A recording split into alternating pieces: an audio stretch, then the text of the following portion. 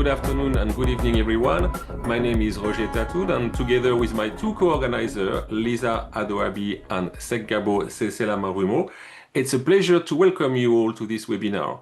This is the first of what I hope will be a series of independent online events aimed at engaging with communities around HIV prevention, treatment, and care. Today's session will focus on HIV cure research, more specifically recent advances in immunotherapy. We are honored to have a very special guest joining us today, Professor Stephen Dix, who is a professor of medicine in residence at the University of California, San Francisco, a faculty member in the Division of HIV Infectious Disease and Global Medicine at Zuckerberg San Francisco General Hospital. Our session will include a presentation followed by question and answers. And now I'm going to hand over to my two co-organizers who will introduce themselves and talk a little bit more about their work and the importance of cure research and advocacy for cure. Our first speaker will be Seggabo, and Seggabo, I am handing over to you. Thank you. Morning, good afternoon, good evening, everyone. My name is Seggabo Maruma from Ghana, and I am from Center Body, which is an organization that basically supports children and young people living with and affected with HIV, as well as just helping them around issues of climate change by providing psychosocial support, education, economic empowerment, as well as climate resilience programs around here in Ghana as well as in Lesotho. And I am going to speak on the importance of an HIV cure. And I think now, obviously, I think the word now more than ever, we've been using it so much since last year with everything that has happened. But from a person who's living with HIV, is that an HIV cure is going to bring freedom in the sense that a young person is going to live a normal life. And we're not talking about normal in the sense that now there are some cases where you can't travel to certain countries because you're HIV positive, and also some visas, if you're positive, you can't get the visas, as well as scholarships that specifically, like in Botswana, we've seen scholarships like the Cuba scholarships for masters as well as undergraduate, um, saying or stating that if you're HIV positive, you can't get that scholarship. So if you do have an HIV cure, then everyone, all the young people who've been living with HIV now also have that opportunity to also go into higher education, people that are living with HIV. And I think from a young person, I've been living in Botswana and been on treatment for over 20 years here in Botswana, and doing HIV advocacy is one of the things that I've seen, or yes, that I've experienced when it comes to applying for scholarships. I think I've been like passionately speaking about this for a very long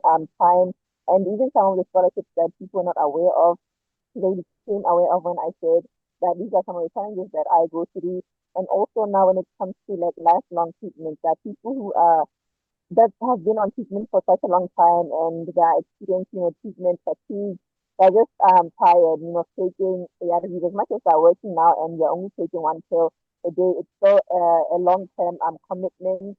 And also, I think for our governments now, when we do have that HIV cure, it means that now we can divert our funds to other areas in our economy and better our lives, as well as now that we've seen that when it comes to finances, like in Botswana, I think that our healthcare system is crippling, and if, or maybe let's say in the next 5 years or 10 years, if like an HIV cure could be found, this could also help when it comes to crippling healthcare systems, especially here in Africa. And now when we're looking into the HIV cure research, that why is it important is that in HIV cure research, this is going to provide, when we're talking about, possibly different studies that are going to be the different options. For example, we can research on HIV vaccines or an HIV pill that is it's possible to take a pill maybe once or maybe every 6 months or every month for a certain period, and then you'll be cured. So through research, then that's why it's very important for us to do this. And also when it comes to now providing diversity and also driving like a broader scientific innovation, and HIV or HIV care research is important in that sense that now we're looking into like gene therapy, vaccine development, like I mentioned earlier on, and also looking into, like, we know that there are different HIV subtypes, that HIV cure research now becomes very important to say that the HIV in Botswana or in Africa, that there's HIV here in Botswana that we have, and the HIV in Nigeria is different. So during this research, it's very important for us now to look into the different subtypes and then say, oh, when we do find an HIV cure, it could be for the different subtypes. So that's why an HIV cure research is very important. So I will stop here. Thank you. Thank you very much, Gabo. We had a little bit of a difficulty to hear you well, but I think we heard most of it. Just for you to know in the follow-up with the question session. But thanks again, and I'm going to hand over to Lisa. Lisa, if you want to go ahead. Thanks, Roger, and thanks, Sekabo. Hi, everyone. I'm Adobio Lisa from Nigeria, currently working with Root to Rise, and it's actually a new organization that really started to close some of the gaps from the recent funding crisis we've been experiencing. Our mission is to work with governments, local partners, national leaders to ensure that innovations actually reach the people who need them the most. Uh, for example, in Nigeria, I'm currently supporting the rollout of LEARN, country readiness, planning, everything that Nigeria needs to prepare for the rollout of LEARN in this first quarter, Lena Kapavere in this first quarter of 2026. So going on to why, advocacy, community engagement is important for HIV research. Over the course of the HIV response, we have learned serious lessons that not engaging communities can translate to the failure of an intervention. An example is some HIV medications that were rolled out early in the response. They were brought to Africa, they needed to be refrigerated, but there was no context to show that we struggle with electricity in Africa and constant refrigeration will not be possible. And that intervention failed because obviously there wasn't enough community input, or the intervention wasn't reflecting the lived realities and the needs of the target population. So that's one of the importance of community engagement, to ensure that whatever research is ongoing, whatever strategies we're exploring actually reflects the lives, the experiences, and the preferences of the people who. We have a short cut. Hopefully, Lisa will be back with us. Or we can come back to her when she's going to ask questions. So just for the sake of time, I'm just going to thank Lisa virtually. I'm hoping she's going to be able to rejoin us. And I'm now handing over to Stephen for his presentation. Thank you, Stephen, if you want to go ahead. Okay, I'm going to take about 20 minutes plus or minus and describe work that we've done and others are doing in trying to induce an immune response to control HIV. Now, I like this photo. This is a CD4 positive T cell here that has HIV in it. And you can see from the outside of the cell that the viruses are coming out. And the reason why I want to point this out is that, this is a rare event. Most of the cells that have HIV don't make virus, which makes it very difficult to find the cell. And then when the cell does make virus, there's really not a lot of it, and it's actually hard to sort of target. And the immunotherapy that we're talking about, the therapeutic intervention we're talking about, is leveraging the capacity of the immune system to see this virus as it's coming out of the cell and kill the cell. Okay, that's sort of the goal of what we're doing. All right. So I think everyone knows that, antiretroviral drugs are great. The treatment works. If you have access to it, if you have no problem with side effects, if you don't have any drug resistance, if someone can pay for the drugs and you can take them, they work, right? And you suppress the virus, but they're not curative. So you can take them for 10, 20, I assume 50 years. And if you stop them within 2 weeks, that virus is going to come right back. All right. And we all know that a lot of people, for a variety of reasons, just cannot take HIV medications for months, some years, decades. And so we really we really need a different way of approaching HIV. So there is a global effort now, as we all know, to come up with a cure that is safe, scalable, and effective. All right. Now, I'm not going to get into definitions, but there are two big types of cures here. One is the one that we all really want, which is we'll actually get rid of the virus completely from a person. That's going to be hard to do. That's sort of aspirational. I hope we get there eventually. But what we're talking about today is not necessarily like a complete and total cure, but more sustained control. That is basically allowing the immune system to control HIV, keeping it low so that people remain healthy and don't transmit it to others, but it's still there. All right, so I'm going to go into progress on how we're going to get there. And so this is basically the idea. If people go on antiretroviral drugs, the viral load is undetectable, they stop therapy. Typically, the virus shoots up to like 100,000, comes back down to maybe 30,000 on average. And the goal is to essentially prevent this from happening so that when people stop therapy, it pops up, we'll see it, but then it comes down to a little level. All right, and so that's what we're trying to do with immunotherapy. Getting a little bit more specific, the way I think about this is that, and this is based on so back up, about 1 in 100 people, or 1 in 100 men, maybe 2 or 3 in 100 women, it's more common in women, are able to control HIV on their own. Okay, we call them elite controllers, right? They acquire HIV, no treatment, virus is undetectable. What we know from studies of elite controllers and other groups is to achieve sustained control of the virus with the immune system, you need two things, right? You need a low reservoir. So the amount of HIV that you start off with really should be on the low end. And you need this host immune response that's sustained, right? So you need to reduce the virus and control the virus. And that's sort of what we're doing in most of these combination approaches. All right. Before getting into the data, it's just important to highlight one important thing. We know a lot about what happens when people stop antiretroviral drugs. We've been studying this now for a couple decades. And we know that if you start therapy late, like in chronic infection, typically you stop therapy about 14 days later, the virus shoots up.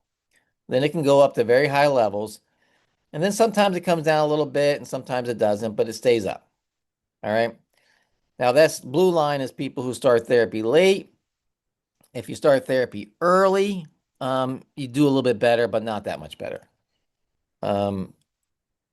Importantly, we know the proportion of people who stop therapy and who can control their virus below 50 copies undetectable for about 3 months is about 6% if you start therapy early. And really, it's very uncommon, about 1% if you stop the therapy late. Keep this in mind because the studies that we are going to talk about are largely comparing what's happening when we give immunotherapy to what we know about typically what happens in people who stop therapy. It's just, the key point is it's pretty rare for people to control virus after stopping therapy. All right. What is the study that we did? It's called we have a lot of names for it. It's the AMFAR study, the UCSF study, the kitchen sink study. But it's a small study. It was recently published. And I want to go a little bit into detail on what we did. And so the background, we know that therapeutic vaccines, right? These are basically vaccines which are built to make the immune system stronger. When given to people with HIV, can turn on the system and make it more HIV specific. That's great. But we have been studying therapeutic vaccines in people with HIV for 30 years, and for the most part, they never really did much on their own. What has changed recently is the data regarding BNAbs, broadly neutralizing antibodies. These are basically drugs that are built on natural antibodies that we get from people. Antibodies can circulate in the blood. They can attach to HIV. When they attach to HIV, they can turn the immune system on so that it kills it. Okay, that's what antibodies do. And what the idea is that if you give people broadly neutralizing antibodies and stop therapy, when the virus rebounds, as the antibody levels get low, you end up with a situation in which you have antibodies around and the virus, and the antibodies bind to the virus. And this complex, we think, the antibody virus complex acts like a vaccine and can turn on T cells and make the immune system stronger. That's the so-called vaccinal effect. All right. And so what is being done now in these immunotherapy studies is we're combining therapeutic vaccines, which don't work by themselves, but we think can work, that can help, with the antibodies, with this combination leading to stronger CD8 T cells, and CD8 T cells are the cells that we know from elite controllers that control the virus. All right, that's the goal. And so what we did is we conducted a phase 1 single-arm study, 10 people, proof of concept. Our goal here was not to show that we can cure anyone, not to develop a product, but just to prove to us and others that if we give people a very powerful combination regimen that is designed to induce the immune system, we can change the outcome, right? That was really our goal, all right? And so it wasn't a randomized study. It was not a definitive study. It's sort of experimental medicine, we call it, as we're just sort of trying to figure out the biology here. We ended up taking about 10 people, gave this a combination therapy, and we're basically looking for a home run, all right? And here's the combination, all right? I would say right up front, this is not a treatment. This is not a cure. This is not anything anybody would ever want to do, all right? The goal here is to use the best products that we have now to see if we actually can make some effort, make some progress. Because if we can induce others like drug companies to come up with better options. So what we did is we took people who are in long-term treatment, virus undetectable, gave them a therapeutic vaccine that turns on T cells. That's stage 1. It was very complicated. It had to be given as a shot in the arm with a little bit of electricity to make it work better. Wasn't much fun, but it was tolerable. So people got vaccines, and then that's stage 1. Stage 2, they were given a combination of these antibodies I was talking about and another drug called TLR agonist. This stage didn't really work that well, so I'm not going to go into it. And then the most important stage, we think, was the third stage. We stopped therapy, gave people another round of antibodies, and then we watched as the virus rebounded and the antibodies and the virus connected, and we think that turned on the immune system. Okay, 3-stage complicated regimen. And what happened? Now remember, the vast majority of people who stop therapy do this, right? The virus shoots right up, right, to around 100,000 and then stays there. And in our study, after giving this combination approach, 3 people did that. 3 people had pretty much a typical outcome where the virus, when it started to replicate, shot up pretty high. But 7 did not. All right. And so you would expect in a group of 10 people, maybe 1 person would do okay, but we saw 7. All right. And I think that's quite dramatic, and I'll get to what other people are finding in a second. But what we saw in these 7 people is that the viral load in a few people went up slowly to around 1,000. 1,000 is a pretty low number, and stayed there for several months and then start to increase slowly. And then there was another group did the same thing, went up to about 1,000, stayed there, bounced around for several months. And these guys, for the most part, had to go back on treatment mainly because of COVID stuff. They need to get their COVID vaccine. So we couldn't really see how long it was going to go. This took place during the pandemic, so it was a little bit complicated. Anyway, of the 10 people, 3 rebounded normally. 6 had this very unusual pattern of going to around 1,000 and staying there. And 1 actually, who had a very low reservoir to begin with, never rebounded at all. And we're not sure what's going on in this gentleman because he had such a low reservoir. So we focus in on these 6 people. But 7 out of 10 did quite well, and that is pretty unprecedented in the field. But it is consistent with this other stuff that's going on. And I'm not going to go into any details, but I'm going to say that we're not the only group doing this. There are several other groups now that have been looking at antibody therapy given during people with HIV and stopping therapy. And all these studies are small. Some are randomized, some are not. But they all more or less show the same thing, that if you give these HIV antibodies, either when you start therapy or you stop therapy, and you allow the virus to rebound, most people rebound typically, but a lot of people don't, right? Maybe a third in the other studies. We saw 7 out of 10. These other studies are seeing more like 3 or 4 out of 10. But it's very consistent in that when we see this effect, you see the virus starts to rebound slowly, goes up to around 1,000 and stays there, which is, again, we're not something you typically see very often in untreated people who are just stopping therapy on their own. So I think most of us in this field are now convinced that something is happening. All right. Again, all these studies are small, nothing is definitive, but they all show the same signal over and over and over again. So it has to be real. And now the question is, well, why? What's going on? And what to do next? All right. In terms of why, just to be clear, we are still trying to figure this out.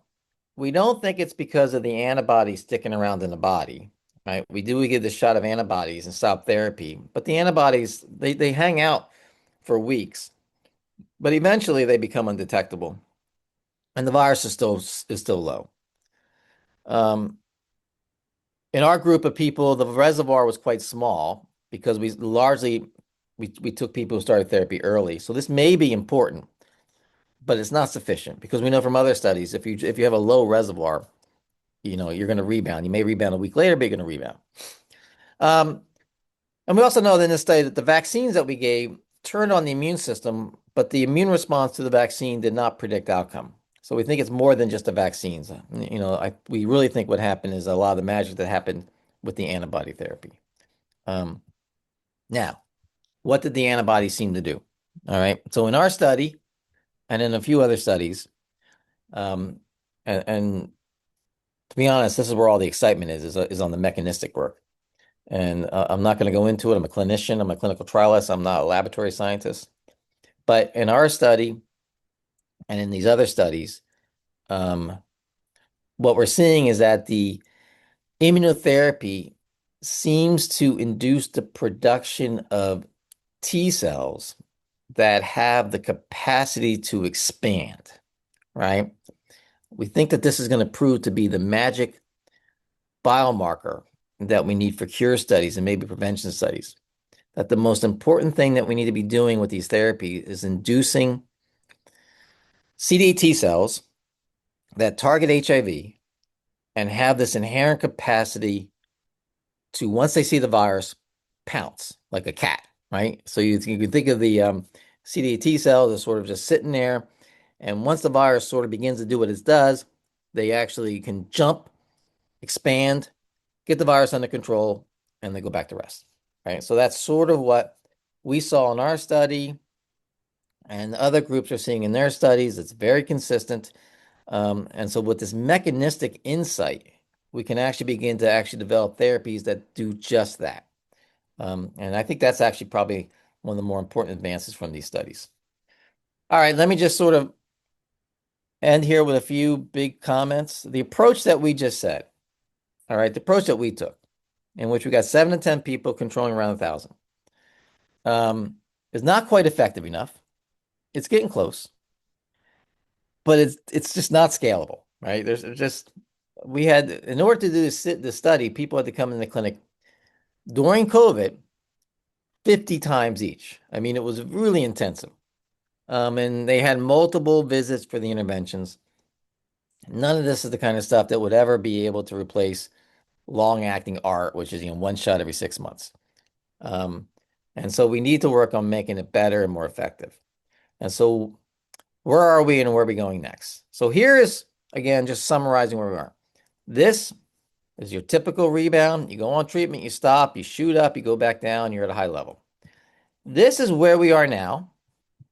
Immunotherapy mediated control. In some people, again, not everyone, not even the majority of most studies, but definitely in some people, we've gone from this to this. And what we really want to do is to go from this to this to this. So really keeping things shut down. And so the goal is to make this work better so we can keep the virus under control. Now, a comment on what we actually really need to do. So there was a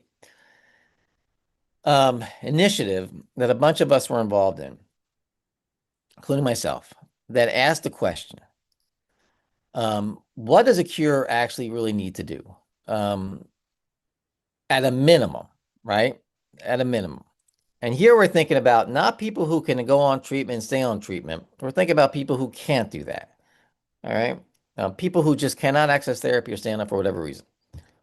What, at a minimum, do we want something to do? We really want to get the viral load down below a level in which it won't cause rapid disease progression or be transmissible. All right. And we're not sure where that is, but it might be around 1,000, at least for transmission. And so the reason I point that out is that I want people to be enthusiastic. If at a minimum with the first generation of cures, right, not going to be as good as treatment, but again, we're not trying to compete with treatment. This is for people who can't take treatment.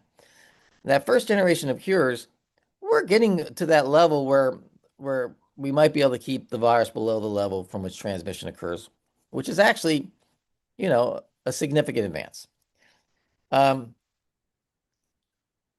the kind of people who don't really want to take treatment, at least in my experience in the clinic in San Francisco, if people can't really access and adhere to sort of complicated to treatment, it's going to be really hard to ask them to access and go on really complex cure studies.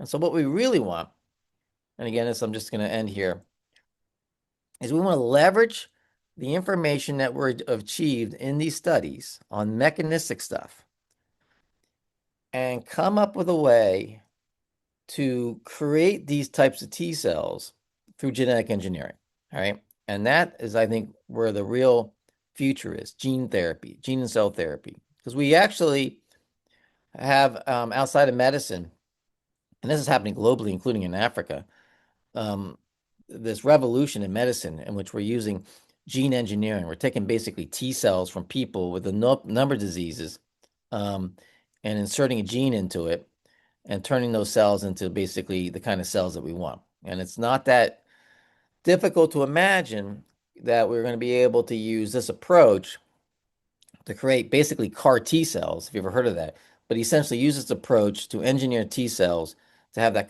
proliferative capacity that we're talking about to be able to target HIV. And if we achieve that, we might be able to come up with a one-shot cure. Basically, people who have HIV, they're on treatment or not, make the diagnosis, give them a single shot, and they're done.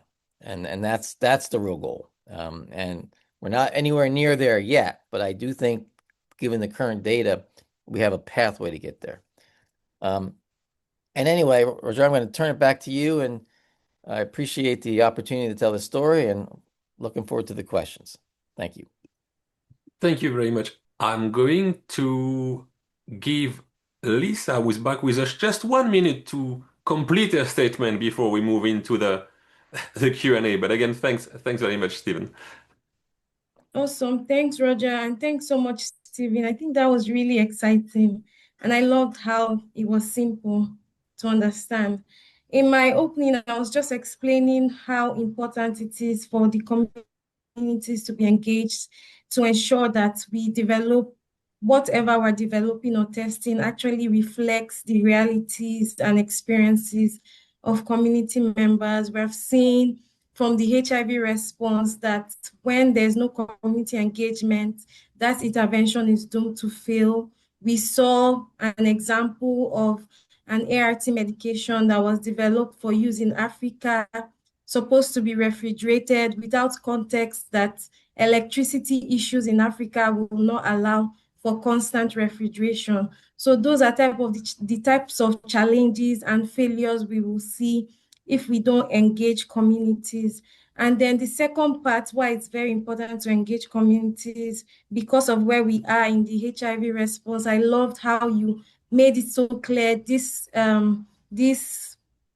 clinical trial wasn't to prove a cure. It wasn't to show anything. It was a proof of concept. Those are the type of messages, scientists need to include in their presentation so that it will not be misconstrued or misunderstood by the community. We're seeing a lot of misinformation. And so community engagement, advocacy is necessary to contribute impactfully to the science and to also share the correct messages to everyone who also needs to contribute. So thank you. Over to you, Roger. Thank you very much, Lisa. We will go through the Q&A, and I'll start with the first question, and which is related to that particular approach to a cure.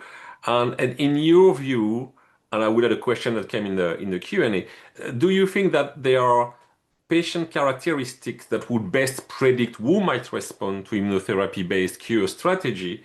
And in the Q&A, Violet Corutaro asked, does the HIV subtype have any role in the success of immunotherapy? So we have similar question about will some characteristic or some people respond better to that approach than other? And if so, do we have already an idea who that could be? Great question. There are three major characteristics, I think, that will predict who will do better. One is starting therapy early. Okay, that's probably the most important. People who start therapy soon after infection, within a few months, are going to do much better than people who wait a few years. Certainly better than people whose CD4 counts, get down to very low levels.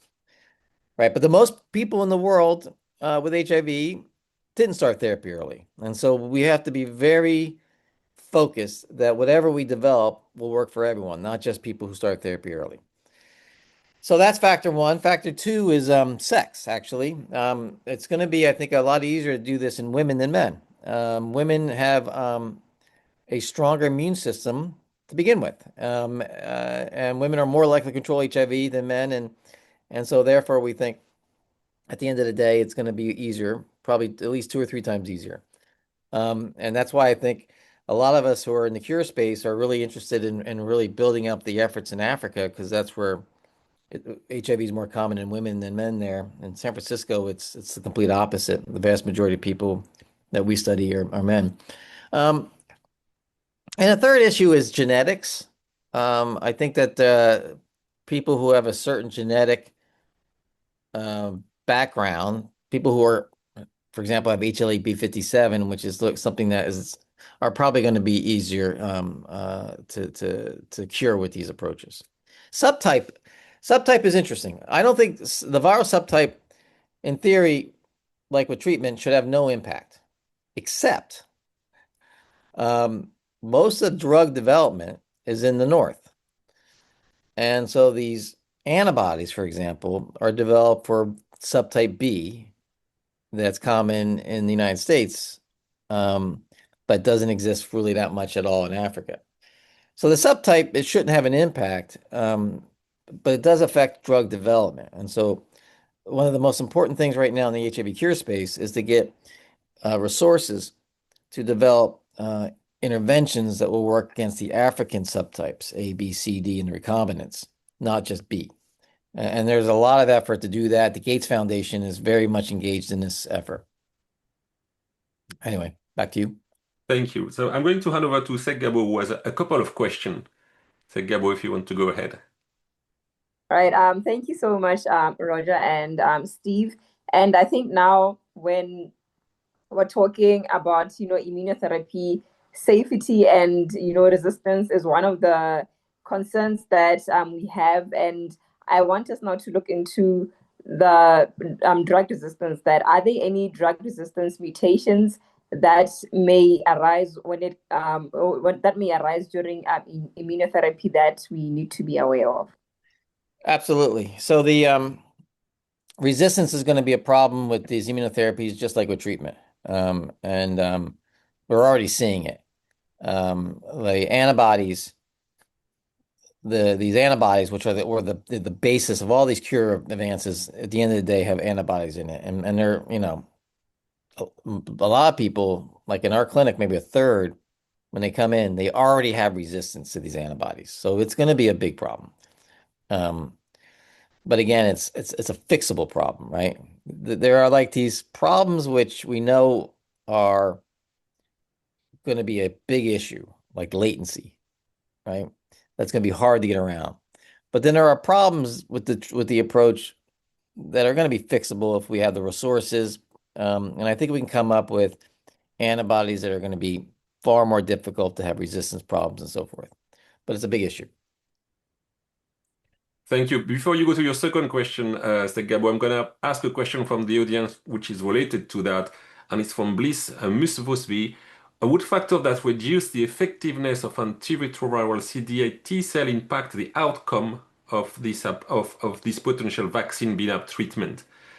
So What was the first part of that question? yeah, Are I there need to facts? reread it myself. Would factor that reduce the effectiveness of antiviral CD8 T cell Right. impact the outcome of the BNAB effect So vaccine? which factors might Yeah, that's a affect? good question. So I know if Bliss you're online and you want to to be more specific, I'm putting the mic for you. So I was referring to genetic factors that influence things like the T cell responses, for instance, the CD101 IG-like gene variants. Yeah, no, good question. I think that the answer to that is basically going to be true. Um, but right now, so to do genetic studies to look at the relationship between a genetic background and an outcome, because everyone is so different, you need like hundreds of people, right? Um, right now, we have 7 people in San Francisco, and then in the fresh cohort, I should have talked about the fresh study in South Africa, Durban, right? So the data that we saw is very similar to the data that the Durban team in South Africa presented at Croy in the fresh study, right? Where they had 20 women, young women, got a similar immunotherapy and had an outcome that was similar to ours. All right. And so that's like maybe I think there are 12 women there in that study that controlled, and we have like 7. And then the Rio study in UK has probably got 40 or 50. The numbers are so small right now that we really can't, and they're scattered all over the world, that we can't do the types of genetic work to figure out what might or might not work in terms of the BNAbs. But we're pretty sure that the classic ones like HLA-B57, which is associated with control and T cell control, is going to be helpful in these types of studies. But beyond that, we don't have much of an idea. You need a lot of people. Thank you. Over to you, Gabo. One of the AVA Clinical Trial Design Academy, and it's just a network of advocates from across Africa in 10 countries. And we mostly, we advocate for, safety when it comes to clinical trials and also seeing these trials being done. And I want you now, want us to talk more now when we're talking about, from, clinical trials to implementation, that what are some of the critical steps that need to be or that are needed for us to move this immunotherapy, this immuno-based HIV cure therapy research from these early clinical trials to the real world, because we are really, really looking forward to these clinical trials implementation here in Africa and other low and low resourced countries. Yeah. All right. Sigabo, thank you for that. That is something we learned the hard way that we need to focus in on, right? The COVID vaccines, for example, classic. We didn't think about implementation. We didn't reach out to community. We sent these vaccines out in the real world, and a lot of people didn't want them because we never asked people what they wanted. So the most important thing right now in terms of implementation of these cure studies is to ask people who we want to cure what they want from a cure, right? And I think that that's an effort a lot of people are trying to sort of initiate right now, is to figure out. For example, we learned recently that um, that gene therapy scares people, right? I was talking about doing these studies with gene modifying T cells, and in my experience, I've been doing it forever. I understand it. Doesn't scare me. Doesn't sound like science fiction. But you go out into the real world, as you said, and say, "Oh yeah, we're going to give you gene therapy," and people go, "No, no, no, I don't want anything like that." Um, and so we need a lot of education around what gene therapy is and what it's not, what the potential issues are. So that's a big deal. And then the other big deal for implementation now that we have to be thinking about is getting people used to the idea of stopping drugs, right? Because if you're going to cure people with HIV, you need to take them off their treatment. And that's a big deal. And we're learning, for example, in that FRESH study I was talking about in Durban, um, the team there, for the first time did a cure study in young women. And we learned that stopping therapy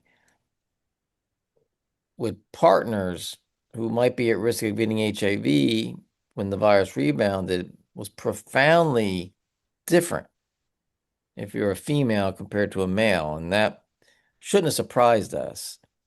Um, but it was such a different experience. And so we just really just need to be thinking about the person's perspective of what it means to get something like a gene therapy, to stop drugs, to potentially have your viral load rebound. And so from an implementation perspective, right, we're not ready right now to build clinics to cure people because that's 10 years away. But we just make sure that what we're working to deliver is something people want. Thank you. Before moving to Lisa, there's a few questions related to clinical trial and the design and participation. And one is from Loveness. Given that immunotherapy may only partially control HIV, how do you think ATI study should be ethically designed to protect participants while still allowing meaningful scientific conclusion? That is an impossible question to answer. The That's trap. probably the most important question right now that we're dealing with. How do you do this ethically? How do you do this safely? Because right now, what we're giving people is not really meant to cure people, right? It's science. We're just trying to see if we can manipulate the immune system and make it work. And the only way to figure that out is ask people, volunteers, to stop therapy. And that is a big thing to ask people to do, right? Because treatment saves lives. And and stopping therapy has risks. And so ethically, but this is true for all clinical trials, right? Early clinical trials, you never know what you're doing. Typically, you don't think it's going to work. You really just are just doing experiments in people. And so an ethicist will say that, as long as people are informed, right? That is so important. As long as scientists believe it's you're asking an interesting question, and that the volunteers are informed, they know what they're doing and what's going to happen, and they're not coerced, right? They're not doing it for money or anything else, then it's ethical, right? But I think the question goes beyond that. How do we do it responsibly, right? And and we had a meeting in Nairobi last year, in which we had experts from community and patient groups and policy and scientists and clinicians all met to discuss how to do this, right? And the key things is to make sure that people who come into the interruption are people who are pretty healthy, informed is very important, and that you monitor people extremely carefully, right? We actually, in our studies, sometimes have people come to the clinic 3 times a week to monitor our load and talk to people. So it's a great question, probably the most important question that we're dealing with in the field right now, how to do this responsibly, how to maintain people, how to people safe. It requires making sure people understand that when the virus rebounds, they can transmit it to others, making sure that their partners know about it and so forth. But guidelines have been drafted. If we have a new series of guidelines, should be published shortly. Thank you. Before we move to Lisa and more question about community engagement and participation, because that's what also interests us very much today. One last scientific question, because I know it's an important one. Tom Hanke is asking, and I'm interested too. This approach include the use of BNAbs that are in a way passively injected. But do you believe in the active induction of protective antibody or induction of protective T cells? Is that the goal or far away from that goal? I'm assuming Tom is asking, and he can jump online. Can we induce? So can Uh, we use therapeutic vaccine to induce T cells? Tom? Yeah, I think Tom may be asking whether or not we can use vaccines to induce these antibodies, right? Right now, we're giving the antibodies as an infusion, right? It's almost like a drug. But can we actually use a vaccine to get the human body to make these antibodies? And that is an incredibly active area of research right now. I've seen some data. So most of the kind of vaccines that Tom's group at Oxford have been working on have been focused on making T cells, right? And T cells are important. I think they're critical. Um, but they're separate from antibodies. And so making antibodies that are protective is going to be more difficult. But there are these new approaches in the prevention world called germline targeting that is being used to use it to get people to make their own antibodies.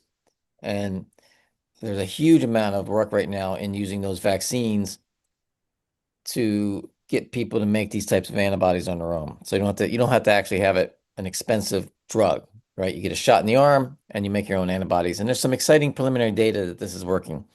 So we'll see. Thank you. Lisa, over to you. Yeah, thanks, Roger. Thanks, Steve, for the very interesting conversations. Just building on some points you noted about the need for more community education, the need to enlighten the community. What is the most important thing communities should understand about immunotherapy-based HIV cure research in order to, in order to control expectations or ensure that expectations remain realistic and Yeah. hopeful, because we are seeing a lot online that people are somewhat desperate for a cure. We're seeing a lot of false narratives about a cure being found and hidden.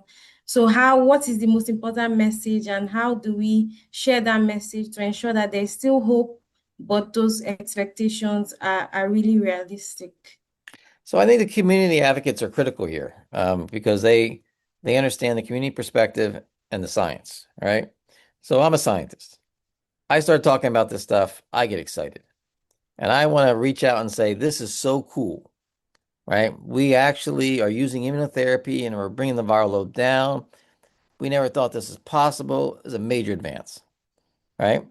And then I actually show it to clinicians, right? And they look at me and they go, "You're crazy. What are you talking about?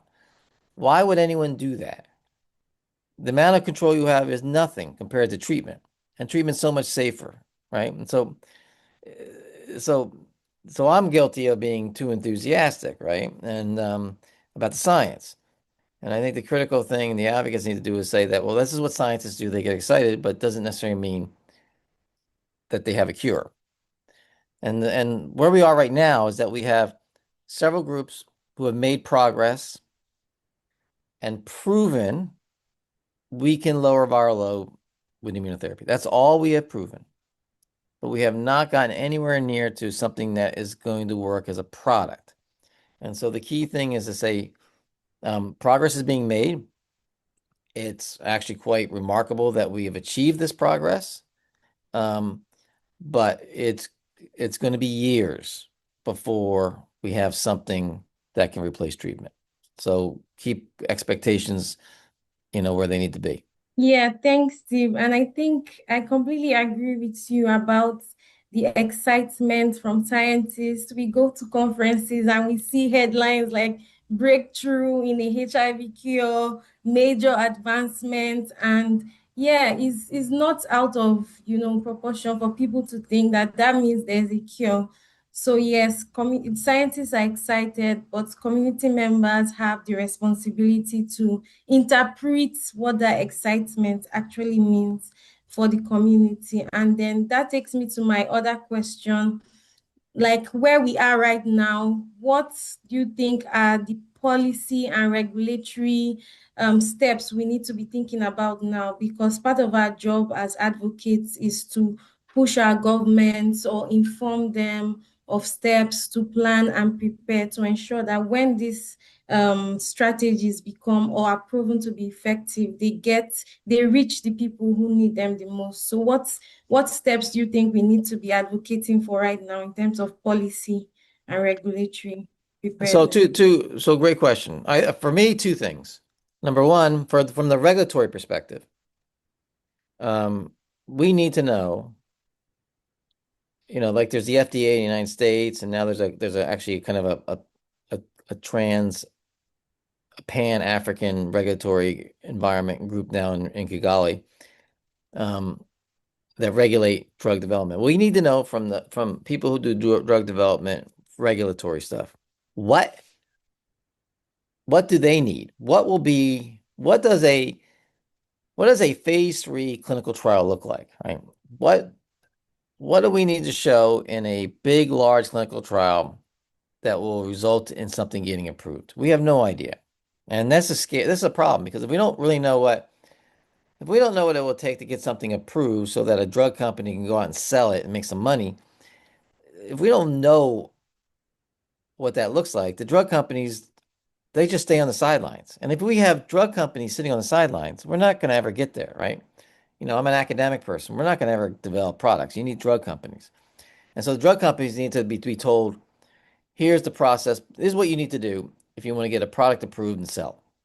So that's what we want from the regulators. From the policymakers, we probably really need to know how much they want to pay for this, right? Because at some point in time, most of the work that we're doing here, the goal is to come up with something that will work in the African population, because that's where the need is the greatest. And there the question is, well, how much will it need to be cost? Because it can't be $1 million. It cannot be $1 million US a person, right? Which some gene therapies are. It's going to have to be some number, probably closer to $1,000, we think, per person to get a lifelong cure. At what point in time it becomes almost feasible to imagine people paying for it, governments and funders and international groups and so forth.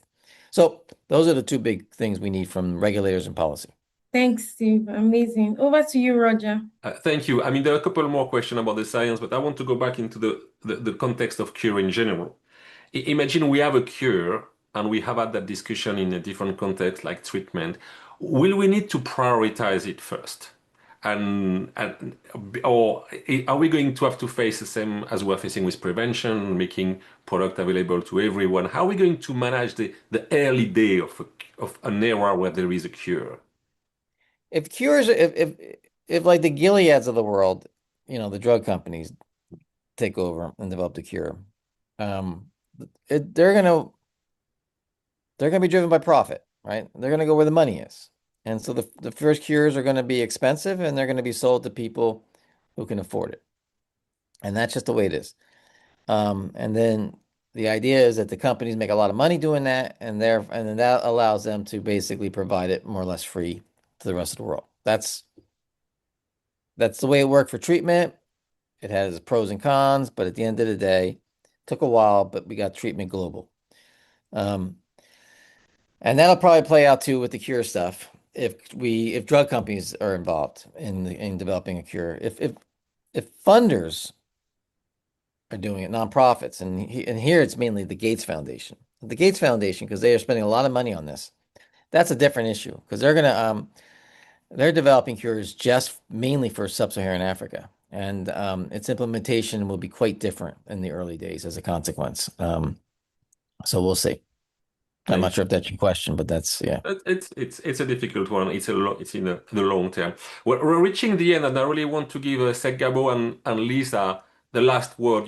Very in 30 seconds. What's your hope for a cure? What should be done for a cure? Choose what you want to do. 30 seconds. I see Segabo is on. If you want to go ahead.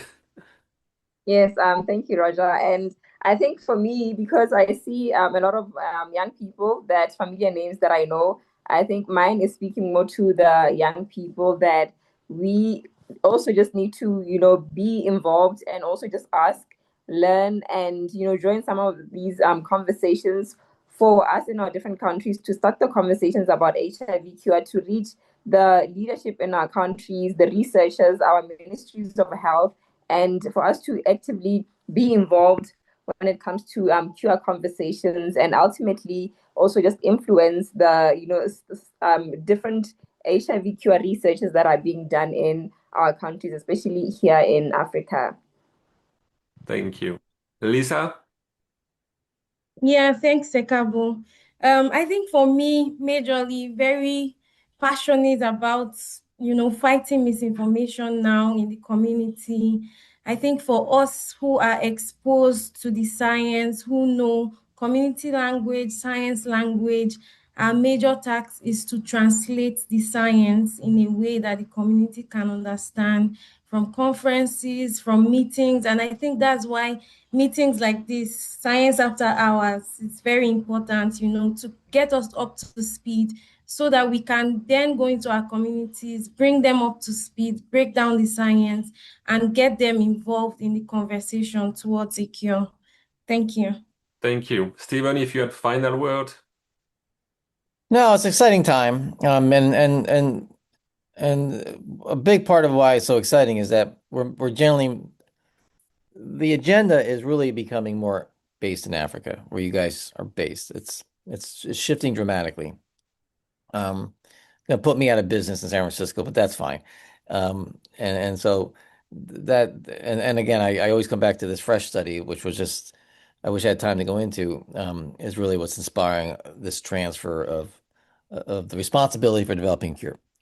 So Thank you. So thank you all. Thank you, Steve. Thank you, Sekabo. Thank you, Lisa. I hope you have enjoyed this webinar. I think we had a very rich discussion, and that you will be happy to join us again. So I'm gonna end here. Thank you all again, and hopefully see you soon. Have a good evening now.